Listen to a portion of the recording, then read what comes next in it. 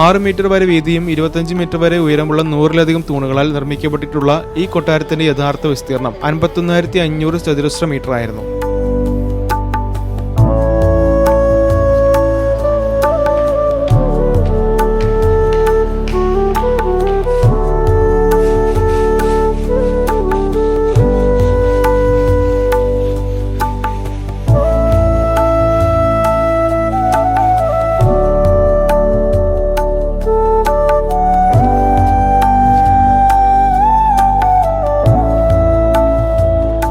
ഈ കൊട്ടാരത്തെ സ്വർഗവിലാസം, രംഗവിലാസം എന്നീ 2 പ്രധാന ഭാഗങ്ങളായി വിഭജിച്ചിരുന്നു.